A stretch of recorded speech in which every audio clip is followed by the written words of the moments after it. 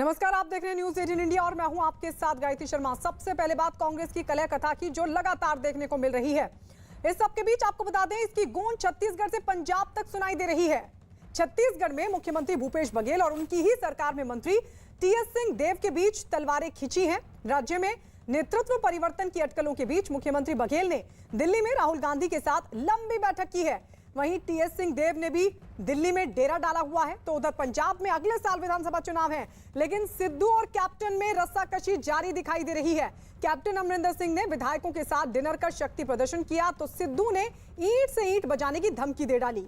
और पंजाब कांग्रेस के प्रभारी हरीश रावत को इस तनातनी की जानकारी देने के लिए सोनिया गांधी के साथ मुलाकात करनी पड़ी। आज उन्होंने राहुल गांधी के साथ भी मुलाकात की है। और इस बीच एक बड़ी खबर आपको बता दें, हरीश रावत की राहुल गांधी से मुलाकात खत्म हो चुकी है और खबर है कि उन्होंने पंजाब पर अपनी रिपोर्ट राहुल गांधी को सौंप दी है।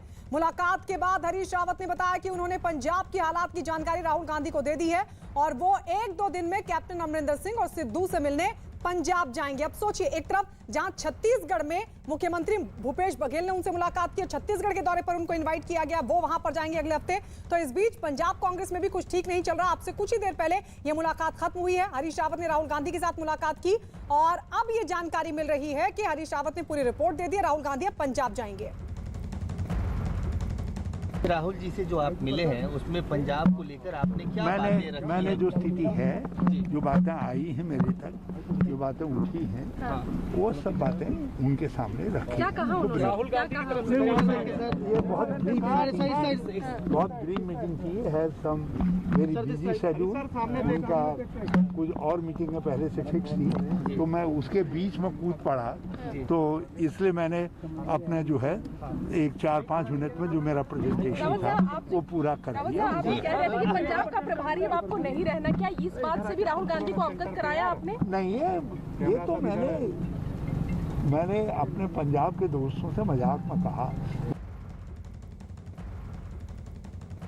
और इस वक्त हमारे सहयोगी रवि हमारे साथ लाइव जुड़ गए हैं। हरीश रावत ने अपनी रिपोर्ट सौंप दी, मतलब यहाँ का काम उन्होंने खत्म कर दिया है। रवि, आप पहले तो मुझे ये बताइए, आप भूपेश बघेल जब वहां पहुंचे थे कांग्रेस यूथ दफ्तर, आप वहां पर मौजूद हैं या फिर हरीश रावत ने जहां राहुल गांधी से मुलाकात की वहां पर? तब मेरा सवाल होगा रवि। अभी यूथ कांग्रेस ठीक है, तो मेरा सवाल आपसे छत्तीसगढ़ की सियासत पर है। अब कैसे, क्या होगा, क्या होना है, ये कैसे तय होगा?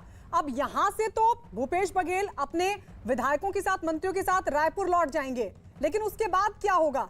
राहुल गांधी को वहां इनवाइट किया गया है, 2 जगहों का दौरा, एक बस्तर, दूसरा सरगुजा। इन दोनों जगहों के दौरे का मतलब क्या? मतलब यही है कि क्योंकि भूपेश बघेल अभी छत्तीसगढ़ में कमान संभाल रहे हैं राज्य सरकार की, और एक कोशिश उन्होंने जरूर की कि उनके साथ में पूरी की पूरी जो प्रदेश स्तर पर जो कांग्रेस पार्टी है छत्तीसगढ़ में, वो उनका साथ दे रही है। इसके अलावा जो तमाम विधायक हैं, तमाम जो मंत्री हैं, वो उनका साथ दे रहे हैं। और यही वजह है कि तमाम जो विधायक हैं मौजूदा छत्तीसगढ़ के कांग्रेस के, वो यहाँ पर दिल्ली में आए थे। इनकी वापसी हो चुकी है। कई दौर की बैठक इन लोगों की जरूर हुई थी।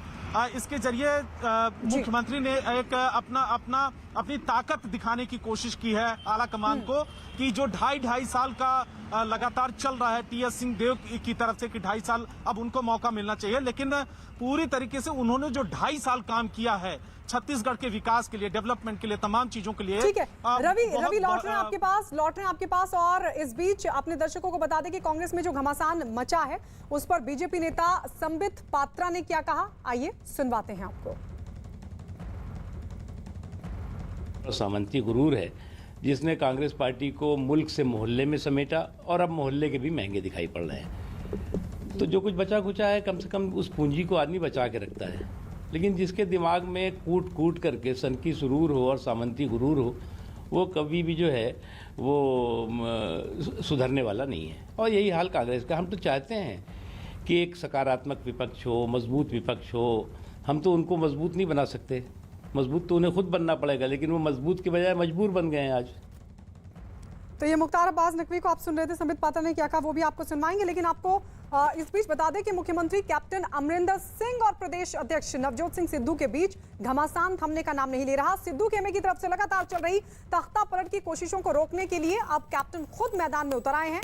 वो लगातार नाराज नेताओं से उनके घर जाकर मुलाकात कर रहे हैं और इसी दौरान उन्होंने कांग्रेस नेता राजेंद्र कौर भट्टल के घर जाकर उनसे मुलाकात की। खबर है कि कैप्टन अमरिंदर सिंह 2022 के लिए अपनी दावेदारी को मजबूत करने के इरादे से तमाम नेताओं को साथ लेकर चलना चाहते हैं और इसी कड़ी में सिद्धू खेमे को वो कमजोर करने की कोशिश कर रहे हैं। इससे पहले सिद्धू के सलाहकार मालविंदर सिंह मालवी ने इस्तीफा दे दिया था। एक प्रेस नोट जारी कर मालविंदर माली ने सिद्धू के सलाहकार पद से हटने का ऐलान किया था। इसके बाद राज्य के प्रभारी हरीश रावत ने पार्टी अध्यक्ष सोनिया गांधी से मुलाकात कर उन्हें पूरे मामले की जानकारी दी। पार्टी सारी ਦੇ ਵਿੱਚ ਜਿਹੜੇ ਹੈਗੇ ਪਾਰਟੀ ਨੂੰ ਕਿਵੇਂ ਜਿਤਾ ਕੇ ਸਰਕਾਰ ਬਣਾਉਣੀ ਹੈ ਸਾਡਾ ਸਾਰਿਆਂ ਦਾ ਇਹੀ ਮੁੱਦਾ ਹੈਗਾ। ਠੀਕ ਹੈ ਜੀ। ਮੈਂ ਤੁਹਾਨੂੰ ਸਾਰਿਆਂ ਨੂੰ ਪਤਾ ਹੈ ਕਿ ਸਭ ਤੋਂ ਪੁਰਾਣਾ ਸਮੇਂ ਤੋਂ ਮੈਂ ਕਾਂਗਰਸ ਪਾਰਟੀ 'ਚ ਰਹੀ ਹਾਂ, ਸਾਰੀ ਉਹਦੇ ਤੇ ਰਹੀ ਹਾਂ। ਹਰ ਲੀਡਰ ਜਦੋਂ ਵੀ ਕਿਸੇ ਥਾਂ ਤੇ ਹੁੰਦੇ ਸਾਰੇ ਮੈਨੂੰ ਮਿਲਦੇ ਆ ਤੇ ਮੈਂ ਵੀ ਮਿਲਦੀ ਹਾਂ। ਮੇਰੀ ਇਹ ਸਭ ਨੂੰ ਰਾਏ ਹੁੰਦੀ ਹੈ ਕਿ ਆਪਾਂ ਇਕੱਠੇ ਹੋ ਕੇ ਚੱਲੀਏ ਤੇ ਜਿੱਥੇ ਕਿਤੇ ਥੋੜਾ ਡਿਫਰੈਂਸਸ ਹੋਣ ਉਹਨਾਂ ਨੂੰ ਦੂਰ ਕਰਕੇ ਪਰਿਵਾਰਕ ਡਿਫਰੈਂਸਸ ਉਹਨੂੰ ਦੂਰ ਕਰ ਲਈਏ ਤੇ ਪਾਰਟੀ ਨੂੰ ਆਪਾਂ ਤਕੜੇ ਹੋ ਕੇ ਲੈ। अमित पांडे हमारे साथ लाइव इस वक्त जुड़ गए हैं। अमित, जो भूमिका थी हरीश रावत की, राहुल गांधी से मुलाकात कर उन्होंने पूरी जानकारी दे दी मामले की, लेकिन अब आगे क्या होगा? देखिए, आगे यही इस बात की उम्मीद कर रहा है कांग्रेस आला कमान की जो कम से कम बयानबाजी का दौर है लगातार जो जारी है, कम से कम वो बयान आने ऐसे कम हो जाएं, क्योंकि सबसे बड़ी दिक्कत यही आ रही है। एक और आला कमान की ओर से निर्देश जारी किया जाता है, हरीश रावत कहते हैं कि विवाद खत्म हो जाता है और अगले दिन चाहे मनीष तिवारी हो, चाहे कैप्टन अमरिंदर सिंह के मंत्री हों, समर्थित मंत्री हों, या फिर नवजोत सिंह सिद्धू की तरफ से जो उनके सलाहकार हो, वो बयान सामने आ जाता है। तो आला कमान का पूरी तरीके से जो कंट्रोल होता है स्टेट यूनिट पर, फिलहाल वह ऐसा यहाँ पर नहीं दिख रहा है। बेशक सोनिया गांधी और राहुल गांधी से मुलाकात तो की है हरीश रावत ने, लेकिन कितना यह मुलाकात असर कर पाएगी, क्या उन बयानों पर काबू रख पाएगी, क्या सारे विधायक एक लाइन पे चलेंगे, ये इसकी संभावना बहुत ही कम दिखती है। और यही चुनौती होगी कांग्रेस के नेतृत्व के सामने कि पार्टी को एकजुट रखना और एक कम से कम सिंगल वॉइस लाना, क्योंकि ऐसे बयान से अंततः जो अगले साल जो चुनाव आने हैं, सत्ताधारी पार्टी पंजाब में जो कांग्रेस है, उसको बड़ा नुकसान होता हुआ दिखाई दे रहा है। अमित, लौट रहे हैं आपके पास। पंजाब कांग्रेस में जारी घमासान पर कांग्रेस के विधायक और पंजाब कांग्रेस के महासचिव प्रगट सिंह ने क्या कहा, आइए सुनवाते हैं आपको। प्रगट सिंह होरां नाल गलबात करते हैं। ਤੁਸੀਂ ਕਿਉਂਕਿ ਹਾਕੀ ਦੇ ਕਪਤਾਨ ਰਹੇ ਹੋ, ਤੁਹਾਨੂੰ ਪਤਾ ਕਿਹੜੇ ਖਿਡਾਰੀ ਨੂੰ ਡਿਫੈਂਸ 'ਚ ਰੱਖਣਾ ਹੈ, ਕਿਸ ਨੂੰ ਐਗਰੈਸਿਵ ਵਾਲੇ ਪਾਸੇ ਲੈ ਆਣਾ, ਕਿਸ ਤੋਂ ਗੋਲ ਕਰਵਾਉਣਾ ਹੈ। ਤੁਹਾਨੂੰ ਲੱਗਦਾ ਹੈ ਕਿ ਦੋ ਖਿਡਾਰੀ ਦੋਵੇਂ ਪਾਰਟੀ ਲਈ ਜ਼ਰੂਰੀ ਨੇ, ਇੱਕ ਪਾਸੇ ਸੂਬੇ ਦੇ ਕਪਤਾਨ ਨੇ ਤਾਂ ਦੂਜੇ ਪਾਸੇ ਪਾਰਟੀ ਦੇ ਕਪਤਾਨ ਨੇ, ਉਹ ਦੋਹਾਂ ਕਪਤਾਨਾਂ ਨੂੰ ਇਕੱਠੇ ਹਾਕੀ ਦਾ ਪੁਰਾਣਾ ਕਪਤਾਨ ਕਰ ਸਕਦਾ? ਤਾਂ ਇਹ ਆ ਵੀ ਜੇ ਕੋਈ ਚੰਗੀਆਂ ਚੀਜ਼ਾਂ ਜਿਹੜੇ ਇਸ਼ੂਜ਼ ਹੈਗੇ ਆ, ਜਿਹੜੇ ਇਸ਼ੂ ਖੜੇ ਹੈਗੇ ਆ, ਉਹ ਸੋਲਵ ਕਰ ਦੇਣ, ਐਡੀ ਕੀ ਗੱਲ ਹੈਗੀ ਆ। ਮੈਂ ਤਾਂ ਅੱਜ ਪੰਕਜ ਅੱਜ ਦੀ ਇਹ ਲੜਾਈ ਆ, ਮੈਂ ਤਾਂ 2.5 ਸਾਲ ਹੋ ਗਿਆ, 2.5 ਸਾਲਾਂ ਤੋਂ ਉਹੀ ਗੱਲ ਕਹਿ ਰਿਹਾ, ਉਹੀ ਗੱਲ ਕਹਿ ਰਿਹਾ ਕਿ ਹੋਰ ਕਹਿ ਰਿਹਾ। ਤੁਸੀਂ ਜੇ ਕੋਈ ਗਲਤ ਹੈਗੀ ਤਾਂ ਤੁਸੀਂ ਮੈਨੂੰ ਦੱਸ ਦਿਓ। ਜੇ 2.5 ਸਾਲਾਂ ਦੀ ਬੇਸਿਕਲੀ ਇਹ ਗੱਲ ਉਹੀ ਹੋ ਰਹੀ ਆ ਤੇ ਹੁਣ ਤੱਕ ਸੋਲੂਸ਼ਨ ਤਾਂ ਕਰਨਾ ਚਾਹੀਦਾ ਸੀ ਕਿ ਨਹੀਂ ਕਰਨਾ ਚਾਹੀਦਾ ਸੀ। अमित पांडे लगातार हमारे साथ बने हुए हैं। अमित, एक वक्त लग रहा था जब सिद्धू को कमान प्रदेश अध्यक्ष की दी गई थी, तब लग रहा था कि शायद कैप्टन को सिद्धू कबूल है। सवाल तो तब भी थे कि एक म्यान में दो तलवारें रहेंगी कैसे, लेकिन अब चुनाव से ठीक पहले सिद्धू का ये जो बयान सामने आया है, ये कितनी बड़ी चुनौती दिखाई देता है, क्योंकि आप खुद भी कह रहे हैं कि चुनाव से पहले सबको एक सुर में बोलना होगा, सबको एकजुट रहना होगा। ये अब कितनी बड़ी चुनौती है आला कमान के लिए? देखिए, सिद्धू की ओर से पहले भी ऐसे बयान आते रहे, पहले उनके सलाहकार थे और अब सिद्धू थे। अमूमन राजनीति में इस तरीके की अपेक्षा की जाती कि जो भी बयान देता है वो एक पार्टी लाइन को ध्यान में रख के देता है या फिर संयमित होकर बयान देता है, लेकिन सिद्धू की ओर से लगातार ये चीज़ें हमें देखने को मिली हैं पिछले कुछ दिनों से कि उनके जो बयान है सीधे सीधे सीएम की ओर टारगेट करते हैं और ईंट से ईंट बजा कर रखना, ये विपक्ष का एक बयान होना चाहिए अगर हम एक राजनीतिक भाषा में समझे, राजनीतिक पैतरे को अगर हम समझे। लेकिन यहाँ पर तो ये अपनी सरकार के ऊपर टारगेट करते दिखते हैं और जब ऐसी बात सामने आएगी तो कैप्टन के जो समर्थन में जो विधायक हैं, जो लोग हैं, उनका सामने आना लाजमी। और मनीष तिवारी का जो ट्वीट आज सुबह आया, ये इसी कड़ी से जोड़कर देखा जा रहा है। तो फिलहाल चुनौती यही है कि इन नेताओं को संयमित होना चाहिए, पार्टी लाइन के हिसाब से चलना चाहिए और जो एक पार्टी ने लाइन तय कर दी है उसके इर्द गिर्द रहकर सबको बयान देना चाहिए। ये एक सफल कुशल राजनीति कहती है और एक सशक्त प्रणाली कहती है, लेकिन ऐसा होता हुआ फिलहाल पंजाब कांग्रेस में नहीं दिख रहा है। लौट रहे अमित आपके पास, कांग्रेस के नेता मनीष तिवारी ने पंजाब कांग्रेस के अध्यक्ष नवजोत सिंह सिद्धू का एक वीडियो शेयर करते हुए एक ट्वीट किया और लिखा, हम आ भी भरते हैं तो हो जाते हैं बदनाम, वो कत्ल भी करते हैं तो चर्चा नहीं होती। मनीष तिवारी की तरफ से ये ट्वीट, सिद्धू का वीडियो शेयर करते हुए। और आइए अब आपको नवजोत सिंह सिद्धू का वो वीडियो भी दिखाते हैं जिसे मनीष तिवारी ने सोशल मीडिया पर साझा किया। मैं हाईकमांड ਨੂੰ ਇੱਕੋ ਗੱਲ ਕਹਿ ਕੇ ਆਇਆ ਕਿ ਜੇ ਮੈਂ ਇਸ ਪੰਜਾਬ ਮਾਡਲ ਦੇ ਉੱਤੇ ਇਹਨਾਂ ਲੋਕਾਂ ਦੀਆਂ ਆਸਾਂ ਦੇ ਉੱਤੇ ਖਰਾ ਉਤਰੂ, ਮੈਂ ਅਗਲੇ ਸਾਲ 20 ਸਾਲ ਰਾਜਨੀਤੀ ਦੇ ਵਿੱਚ ਕਾਂਗਰਸ ਨੂੰ ਜਾਣ ਨਹੀਂ ਦਊਂ। ਲੇਕਿਨ ਜੇ ਤੁਸੀਂ ਮੈਨੂੰ ਨਿਰਣੇ ਨਹੀਂ ਲੈਣ ਦਿਓਗੇ तो फिर मैं एक ना एक भी करता। अच्छा अमित, ये बताइए कि नवजोत सिंह सिद्धू आखिर किसकी तरफ इशारा कर रहे हैं? क्योंकि एक तरफ तो कहा जाता है कि आला कमान सर्वोपरि है, आला कमान की तरफ से उनको निर्णय लेने की छूट नहीं मिल रही या फिर उनके निर्णय लेने में कहीं ना कहीं अमरिंदर सिंह रोड़ा पैदा कर रहे हैं, जिसको इस वीडियो में सिद्धू ने बोला? किसकी तरफ उनका इशारा? देखिए, ये तो समझदार के लिए इशारा ही काफ़ी है और जो बयान देखें ईंट से ईंट बजा कर रख देंगे अगर बातें नहीं सुनी गई। ये साफ इशारा है मौजूदा सरकार की ओर से, मौजूदा सरकार के मुखिया की ओर से। और ये उम्मीद की जा रही थी कि जब उच्चतम स्तर पर बैठकें की जा चुकी हैं, लोगों को बातें कम्युनिकेट की जा चुकी हैं, तो ऐसे बयान थमेंगे। लेकिन यहाँ पर ऐसा नहीं हुआ। एक बार फिर सिद्धू की ओर से जो सीएम है प्रदेश के, उनके खिलाफ ये कड़ा बयान सामने आया। तो जब ऐसा बयान सामने आएगा तो उसका प्रतिरोध और उसके विरोध में हमें रिएक्शन भी देखने को मिलेगा और ये ट्वीट उसी से जोड़कर हम देखा जा रहा है।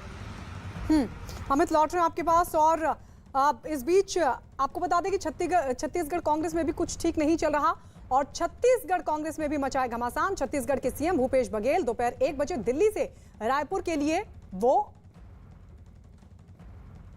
रवाना हो रहे हैं। बघेल ने कल राहुल गांधी के साथ मुलाकात की थी और इसके बाद आज बघेल और 6 मंत्रियों समेत 50 विधायक रायपुर के लिए रवाना होने की जानकारी मिल रही है। रवि हमारे साथ लगातार बने हुए हैं। रवि, लौट गए हैं या अभी लौटना बाकी है मुख्यमंत्री भूपेश बघेल और सभी विधायक और मंत्रियों का? यहाँ से तो क्योंकि दिल्ली में जिन जिन ठिकानों पर ये तमाम मंत्री या फिर विधायक रुके हुए थे और उनमें से जो मेरी जानकारी है उनमें से कई तो ली मेरिडियन में रुके हुए थे, लेकिन यहाँ से अपनी अपनी गाड़ी में वो रवाना हो चुके हैं एयरपोर्ट के लिए और इसके बाद फिर वो सीधा छत्तीसगढ़ जाएंगे। लेकिन उससे पहले जब अब से थोड़ी देर पहले ही यूथ कांग्रेस के दफ्तर आए थे भूपेश बघेल, उनसे तमाम चीजों पर सवाल हम लोगों ने किया था और लेकिन उस पर पूरी तरीके से अब वो नहीं बोलना चाह रहे हैं, अवॉइड कर रहे हैं, क्योंकि ये एक मैसेज देना चाह रहे हैं कि जब राहुल गांधी अगले हफ्ते आ रहे हैं वहां पर तो उसको किस तरीके से मजबूत किया जाए, ज्यादा से ज्यादा विधायकों और ज्यादा से ज्यादा मंत्री उनके पक्ष में कैसे हों, इनकी अभी यही रणनीति है और यही वजह है कि एक अपना शक्ति प्रदर्शन करने के लिए तमाम विधायक और मंत्री दिल्ली में मौजूद थे, लेकिन अब यहां से निकल चुके हैं और जमीनी स्तर पर जब राहुल गांधी जाएंगे, ये कई ऐसे मंत्री कई ऐसे विधायक जिनसे मेरी बात हुई है वहां पर उस लेवल पर वो लोग राहुल गांधी की अपनी रिपोर्ट देंगे कि सब कुछ अच्छा चल रहा है, सब कुछ ठीक चल रहा है और जो मौजूदा सरकार है इसी को कंटिन्यू रखा जाए। जो उनके समर्थन में भूपेश बघेल के समर्थन में विधायक या मंत्री हैं, उनकी यही कोशिश है।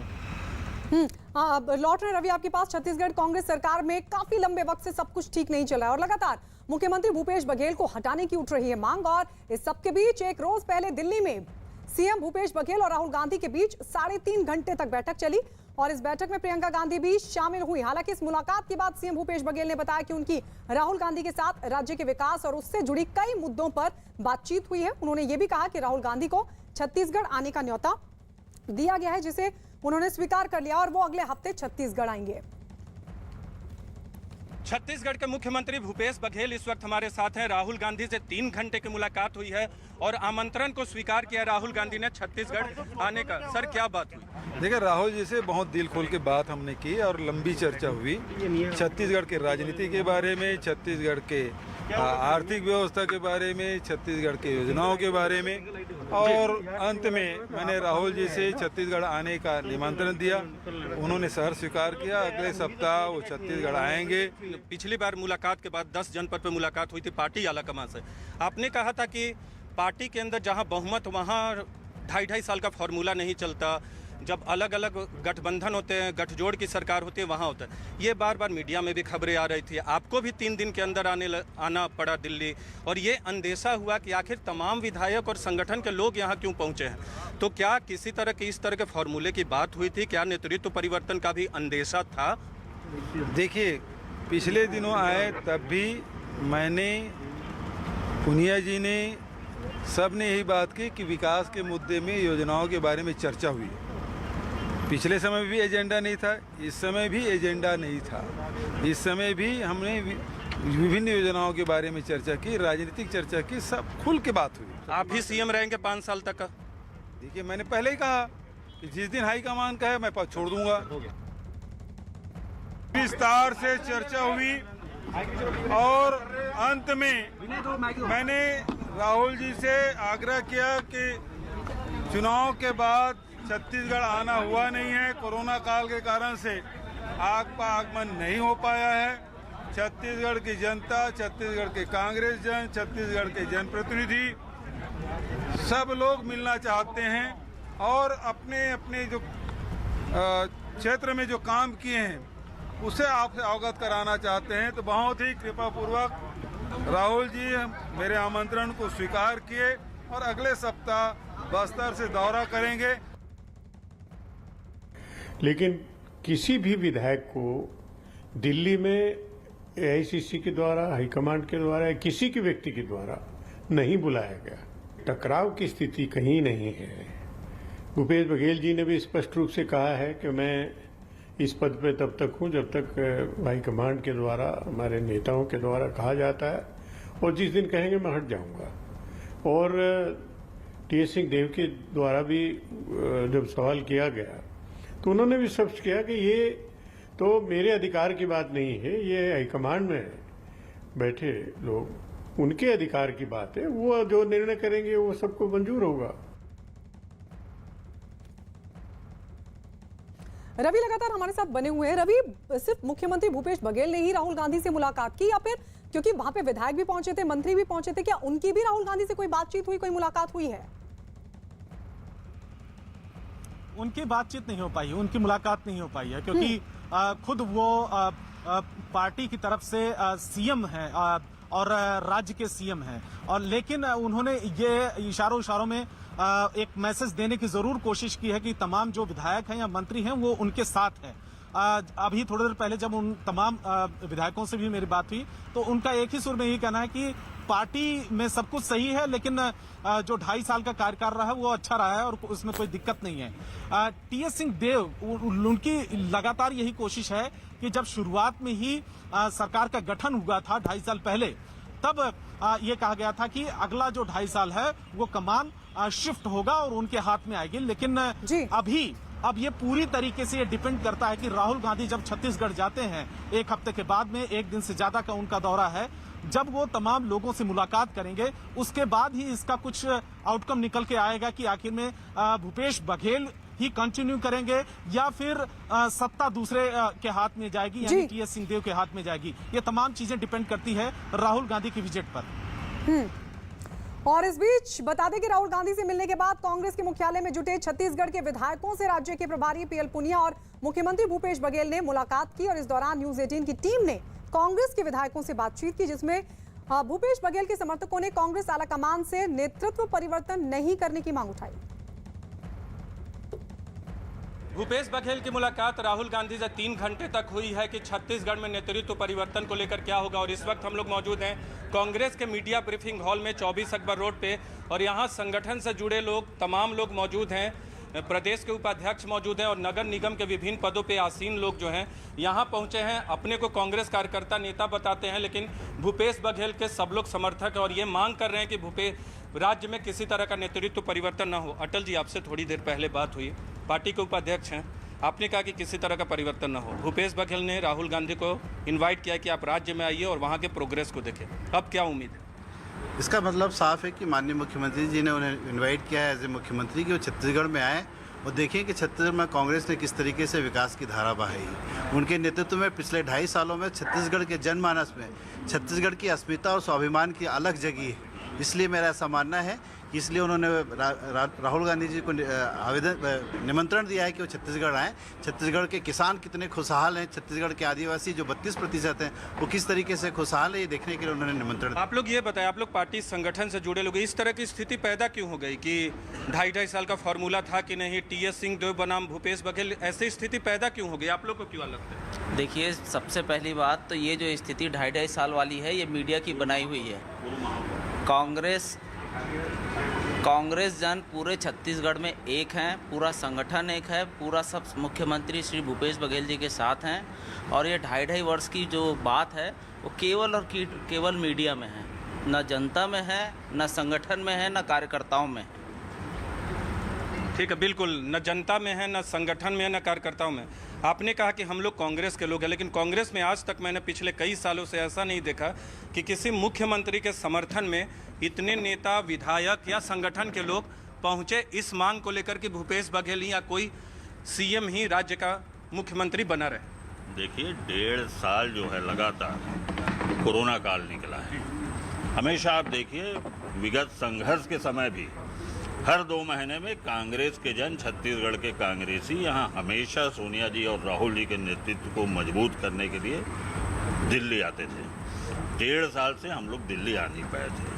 अभी जो भी राजनीतिक परिस्थितियाँ चली, चूँकि सारे लोग रात और दिन छत्तीसगढ़ में कांग्रेस की सरकार लाने के लिए रात और दिन मेहनत किया है। ये सारे लोग कांग्रेस के सिपाही हैं, इसलिए इनको दर्द हुआ, इसलिए यहाँ आए हैं। और इस बीच एक बड़ी खबर, केंद्रीय जांच एजेंसी ED ने कोलकाता के कोयला घोटाला मामले में ममता बनर्जी के भतीजे अभिषेक बनर्जी और उनकी पत्नी रुजिरा बंदोपाध्याय को पूछताछ के लिए बुलाया है। अभिषेक को 6 सितंबर को बुलाया गया है और उनकी पत्नी को 1 सितंबर को पूछताछ के लिए बुलाया गया है। दोनों को बैंक डिटेल्स के साथ बुलाया गया है। तो ये बड़ी खबर इस वक्त की न्यूज़ 18 के आनंद तिवारी की खबर के मुताबिक केंद्रीय जांच एजेंसी ED ने कोलकाता के कोयला घोटाला मामले में ममता बनर्जी के भतीजे अभिषेक बनर्जी और उनकी पत्नी को बुलाया है। बताया जा रहा है कि उनसे पूछताछ होगी। 6 सितंबर को दोनों को बुलाया गया। बताया जा रहा है कि 6 सितंबर अभिषेक को बुलाया गया और उनकी पत्नी को 1 सितंबर को पूछताछ के लिए बुलाया गया है और दोनों से कहा गया है कि वो अपनी बैंक डिटेल्स के साथ पूछताछ के लिए हाजिर हो। तो ये बड़ी खबर इस वक्त की, कोयला घोटाला मामले में लगातार अभिषेक बनर्जी, उनकी पत्नी रुजिरा का नाम सामने आ रहा था और इस सब के बीच अब ये जानकारी मिल रही है कि केंद्रीय जांच एजेंसी ED की तरफ से 6 सितंबर को पूछताछ के लिए अभिषेक बनर्जी को बुलाया गया, उनकी पत्नी को 1 सितंबर को पूछताछ के लिए बुलाया गया और दोनों से कहा गया कि बैंक डिटेल्स के साथ पहुंचे। आनंद तिवारी हमारे सहयोगी जुड़ गए। आनंद, क्या पता चल पा रहा है? जी देखिए, पश्चिम बंगाल की राजनीति में एक बड़ा मामला आया था जो कोल स्कैम था, कोयला घोटाला था और उस पूरे मामले की जांच पहले CBI ने करी और उसके बाद ED ने इसमें प्राथमिकी दर्ज करी थी जो PMLA का केस था और उसके बाद लगातार CBI और ED ने सर्च ऑपरेशन चलाया था। बहुत सारी सीजर हुए थे और उसमें लगातार इन्हें पहले भी सम्मन देके बुलाया था, लेकिन अभिषेक बनर्जी को इस बार पेश होना पड़ेगा। 6 सितंबर को उन्होंने ED के सामने उन्हें पेश होना। और बता दें कि जो उनकी पत्नी है रुजिरा बंदोपाध्याय, वो पहले उन्हें भी सम्मन ED ने किया था और बैंक डिटेल के साथ जो केंद्रीय जांच एजेंसी ED है उसने जो दोनों पति पत्नी हैं उन्हें पेश होने के लिए कहा है। जो उनकी पत्नी है उन्हें 1 सितंबर को ED की पूछताछ का सामना करना है। करोड़ों रुपए की एक तरीके से धोखाधड़ी और मनी लॉन्ड्रिंग का एक पूरा मामला था जिसमें ये तक बताया गया था कि विदेशों तक ये पूरा पैसा गया है। मनी ट्रेल जो थी उसकी पूरी जांच जो है वो ED कर रही थी और उस मामले में लगातार कोलकाता, पश्चिम बंगाल की राजनीति में एक तरीके से काफी उठापटक हुई थी और आरोप प्रत्यारोप भी लगे थे। उस मामले में अब अभिषेक बनर्जी क्या 6 सितंबर को ED के सामने पेश होंगे, ये बड़ा सवाल है और किस तरह से पूछताछ आगे उनसे होगी और क्या बड़ी कार्रवाई उनके खिलाफ ED करेगी, ये देखना होगा। जी शुक्रिया आनंद, ये तमाम जानकारी हमें देने के लिए। तो 6 सितंबर को पूछताछ के लिए बुलाया गया अभिषेक बनर्जी और 1 सितंबर को पूछताछ के लिए उनकी पत्नी को। और इस बीच एक बड़ी खबर अफगानिस्तान से इस वक्त की बड़ी खबर है कि तालिबान का जो महिला स्टाफ है उसको काम पर वापस लौटने के लिए तालिबान की तरफ से फरमान जारी किया गया। अफगानिस्तान पर यह बड़ी खबर इस वक्त की, तालिबान का महिला डॉक्टरों को आदेश है, जो महिला डॉक्टर्स हैं उनको काम पर वापस लौटने का आदेश जारी किया गया है और यह कहा गया है कि वो वापस काम पर लौटें। जिस तरीके से काबुल में धमाका हुआ, उसके बाद 150 से ज्यादा लोग इस धमाके की जद में आए, कई लोग जख्मी हुए हैं और उनके इलाज के लिए अब महिला स्टाफ की कमी हो रही है, क्योंकि तालिबानी राज के बीच सिस्टम पूरा चरमरा गया है। और अब ये जानकारी कि तालिबान की तरफ से फरमान जारी हुआ है कि जो महिला डॉक्टर्स हैं, जो महिला स्टाफ है, स्वास्थ्य कर्मी हैं, वो फौरन काम पर वापस लौटें। इस वक्त की बड़ी खबर, तालिबान का फरमान ये कि महिला डॉक्टर काम पर वापस लौटें। हालांकि अब देखना होगा कि तालिबान की जो दहशत है उस सब के बीच क्या महिला डॉक्टर काम पर वापस लौटेंगी, क्योंकि तालिबान की तरफ से लगातार जो फरमान जारी हुए उसमें महिलाओं पर कई पाबंदियां लगाई गई, महिलाओं पर अत्याचार की तमाम तस्वीरें सामने आई और इस वजह से जो वहां के अफगानी नागरिक हैं वो अफगानिस्तान छोड़ना चाहते हैं। लेकिन इस सब के बीच अब क्या ये महिला स्वास्थ्य कर्मी काम पर वापस लौटेंगी तालिबान के इस फरमान के बाद, ये देखना होगा।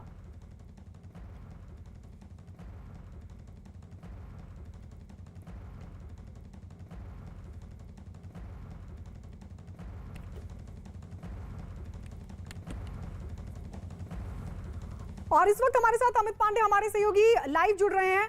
अमित, महिला स्वास्थ्य कर्मियों को हालांकि बोल तो दिया गया है कि आप वापस लौटें, लेकिन ये कितना संभव हो पाएगा? और दूसरा सवाल ये कि तालिबान से निपटें या फिर जो अब आतंकी संगठन वहां पर सक्रिय हो रहे हैं तालिबान राज के बीच, अब उससे निपटा जाए, क्योंकि तमाम मुल्कों के नागरिक वहां पर फंसे हुए हैं। देखिए, इससे पहले तालिबान ने जब सत्ता संभाली थी अपने दूसरे कार्यकाल में, तब तालिबान ने साफ तौर पर ये कहा था कि हम महिलाओं के अधिकारों को वंचित नहीं होने देंगे, इस्लामिक नियम और कायदे कानून का उनको पालन का होगा। लेकिन अब जब इन्होंने यह आदेश जारी किया है तो अभी देखना होगा कि कितनी महिलाएं अलग अलग जो अफगानिस्तान के हिस्सों में मौजूद हैं वो सरकारी स्वास्थ्य केंद्र में पहुंचती हैं, और अगर पहुंचती हो तो कितनी देर तक वो अपनी ड्यूटी कर पाती हैं, क्योंकि इससे पहले अपने दूसरे कार्यकाल में तालिबान के जो भी बातें कही हैं उनमें बहुत ज़्यादा विरोधाभास उत्पन्न हुआ है। तो आज सैटरडे संडे कुछ जगह इमरजेंसी जो सर्विसेज हैं वो चालू रहेंगी। सोमवार से ये साफ हो पाएगा कि किस तरीके से स्वास्थ्य कर्मी महिलाएं तालिबान के इस नए आदेश को देखती हैं।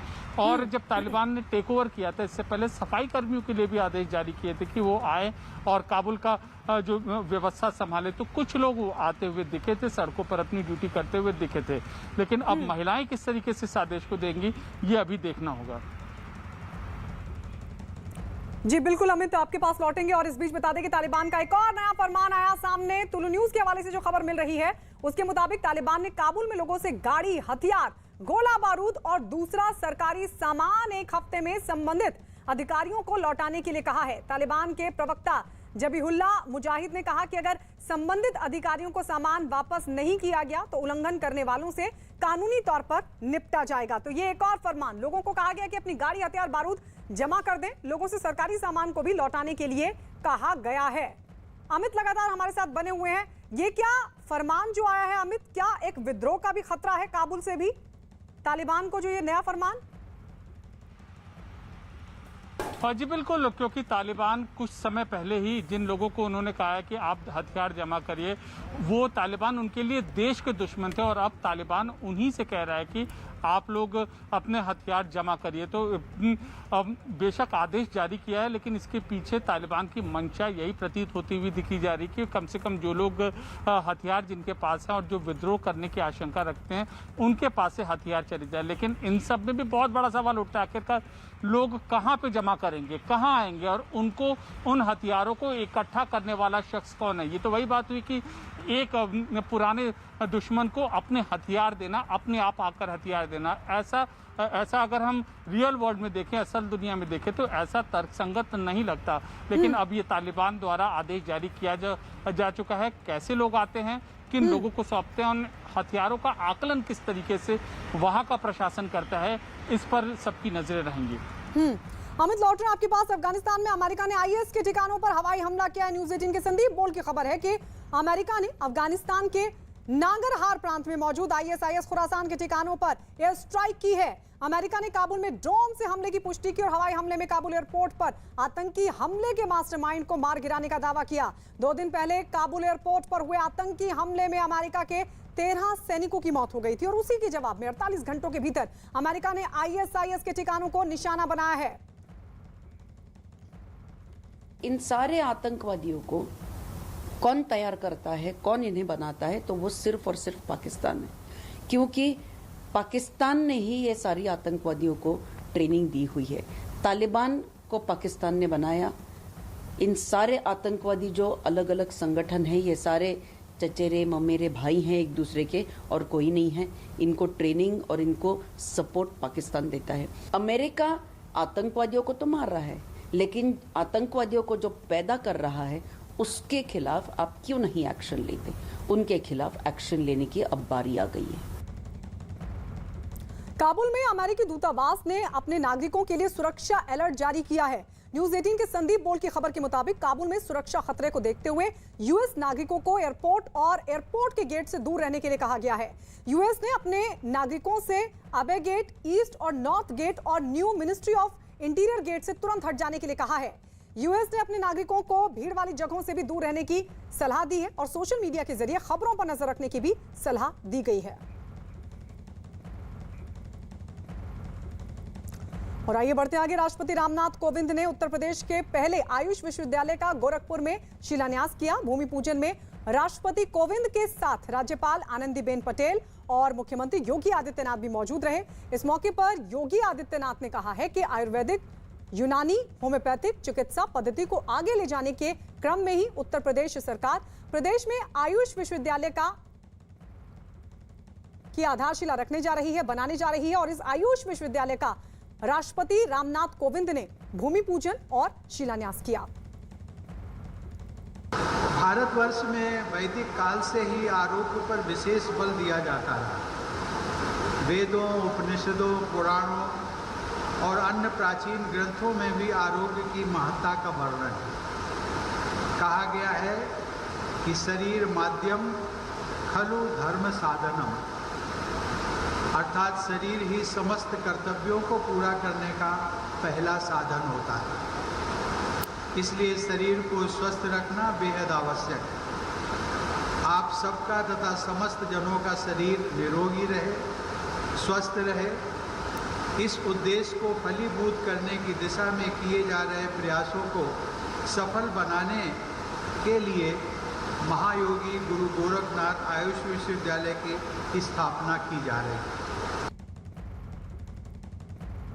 लगभग 200 देश योग की इस महान परंपरा के साथ जुड़ करके प्रधानमंत्री जी ने यूएनओ के मंच से भारत की इस परंपरागत विधा को वैश्विक मंच पर ले जाने का जो कार्य किया, आज उसका परिणाम है कि भारत की परंपरागत चिकित्सा पद्धति तेजी के साथ आगे बढ़ी है और उसी क्रम को आगे बढ़ाने के लिए आज माननीय राष्ट्रपति जी का आशीर्वाद और उनका मार्गदर्शन उत्तर प्रदेश शासन को, आयुष विभाग को प्राप्त हो रहा है और आज उनके करकमलों से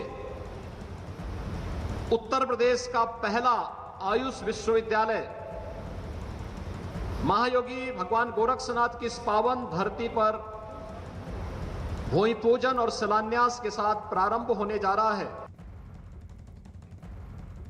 और अब बड़ी खुशखबरी, मनी कंट्रोल प्रो के ताजा ऑफर के साथ आप प्रो को 365 रुपए प्रति साल पर सब्सक्राइब कर सकते हैं और 10,000 रुपए तक के एक्सक्लूसिव ऑफर पा सकते हैं। आज ही मनी कंट्रोल पर लॉग इन कीजिए, ऑफर जल्द खत्म हो रहा है। और अब सबसे बड़ा ऐलान, सिर्फ ₹1 प्रतिदिन में मनी कंट्रोल प्रो पाइए और रोज 50,000 रुपए तक के इनाम और मैकबुक प्रो का मेगा प्राइज जीतने का मौका हासिल कीजिए। आज ही मनी कंट्रोल पर लॉग ऑन कीजिए, ऑफर सीमित समय तक है।